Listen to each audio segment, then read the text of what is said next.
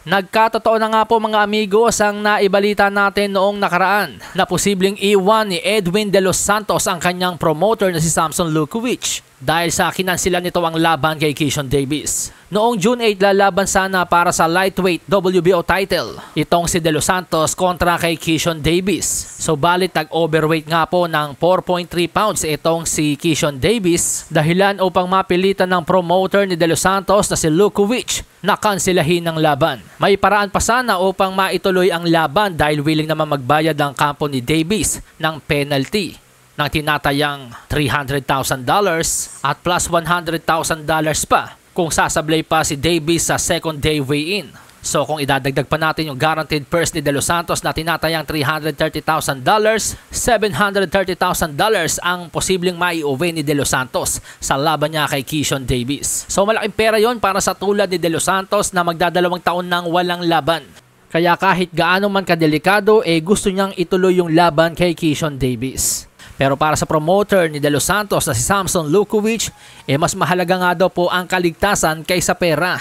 Nakita nga naman daw natin yung nangyari kay Devin Haney kontra kay Ryan Garcia. Tinanggap ng koponan ni Haney ang multa ni Ryan Garcia nang mag-overweight ito. So balit ang naging kapalit ay panggugulpe sa ibabaw ng boxing ring. At yun ang bagay na ayaw mangyari ni Lukowich kay De Los Santos. Sa 30 taon nga naman daw po ni Lukowich sa boxing industry, alam niya na ang mga kilos ng mga boksingero. At ang kilos nga daw po ni Keyshawn Davis na pasayaw-sayaw noong weigh-in ay halatang hindi talaga target kunin ang timbang ng 135 kundi ang 140 talaga. At yung mga ganong klaseng taktika ay makakadisgrasya ng boksingero. Wika ni Lukowich sa panayam sa kanya ng The Ring Magazine. Sa tingin ko tama ang ginawa ko sa kanya. Minsan hindi nauunawaan ng isang mandirigma na nasa panganib na ang kanilang buhay. Malamang nasa 165 pounds si Davis sa gabi ng laban. Si De Los Santos naman sagad na 147 dyan. At kapag pinaglaban mo yon, suicide yun para kay De Los Santos. Maraming pera ang nakasalalay pero hindi ko maaaring isugal ang kaligtasan niya. Napakalaki ni Davis, mukhang nag-ensayo siya para sa 140 pounds. Isa siyang mandaraya. Minsan hindi rin nauunawa ng isang boksingero ang ganitong bagay.